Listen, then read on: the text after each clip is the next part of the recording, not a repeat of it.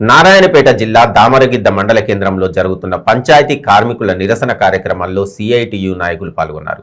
గ్రామాలను పరిశుభ్రపరుస్తూ అలు పెరగకుండా పనిచేస్తున్న పంచాయతీ కార్మికులకు కనీస వేతనం అమలు చేయకుండా వారిని ప్రభుత్వం వెట్టి చేయించుకుంటుందని సిఐటియు జిల్లా ఉపాధ్యక్షులు అన్నారు.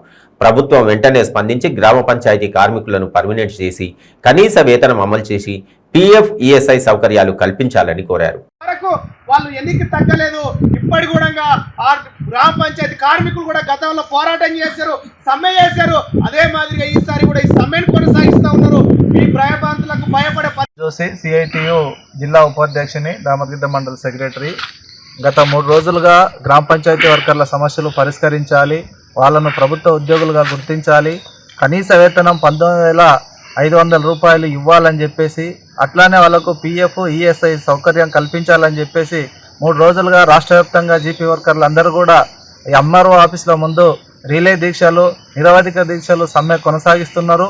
ఇప్పటికైనా రాష్ట్ర ప్రభుత్వం వెంటనే స్పందించి గ్రామ పంచాయతీ వర్కర్ల యొక్క న్యాయమైన సమస్యల్ని వెంటనే పరిష్కారం చేయాలని చెప్పేసి మేము సిఐటిగా డిమాండ్ చేస్తూ ఉన్నాం.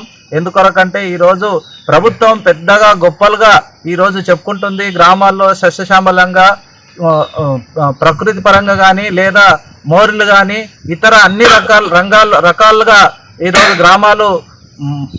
గ్రామాలు వికసిస్తున్నాయని చెప్పేసి చెప్తా ఉన్నారు. వీటికి కారణమైన గ్రామ పంచాయతీ వర్కర్లు ఈరోజు పొద్దుగాల లేచి సాయంత్రం వరకు గ్రామాల్లో ఎక్కడ ఏ సమస్య ఉన్నా, ఏ మురికి కాలువ ఉన్నా, కచరా ఉన్నా మొత్తం వాళ్ళు సాగు చేసి ఈరోజు పల్లెలన్నీ కూడా శుభ్రపరుస్తూ వాళ్ళ జీవితాల్ని ఈరోజు ఈ యొక్క పనికి అంకితం చేశారు. కాబట్టి అట్లాంటి వాళ్ళకు ఈరోజు కనీస వేతనం ఇవ్వకుండా, వాళ్ళను పర్మనెంట్ చేయకుండా, వాళ్ళకు పిఎఫ్ ఈఎస్ఐ సౌకర్యం కల్పించకుండా ఈరోజు ప్రభుత్వం మోసం చేస్తుంది.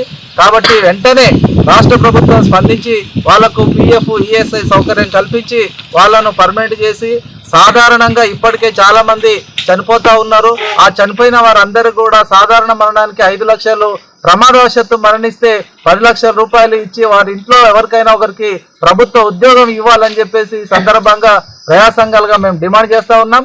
కాబట్టి వెంటనే స్పందించి రాష్ట్ర ప్రభుత్వం గ్రామ పంచాయతీ వర్కర్ల డిమాండ్లను పరిష్కరించాలని చెప్పేసి కోరుకుంటూ ఇప్పటికే 3 రోజులు అవుతా ఉంది. ఈ పోరాటాన్ని ఒకవేళ రాష్ట్ర ప్రభుత్వం స్పందించకపోతే ఈ పోరాటాన్ని ఇంకా ఉధృతం చేస్తామని చెప్పేసి తెలియజేస్తూ నేను ముగిస్తా ఉన్నాను. వర్ధిల్లాలి గ్రామ పంచాయతీ వర్కర్ల ఐక్యత, వర్ధిల్లాలి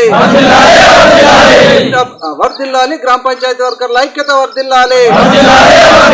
పరిష్కరించాలి గ్రామ పంచాయతీ వర్కర్ల సమస్యలు పరిష్కరించాలి.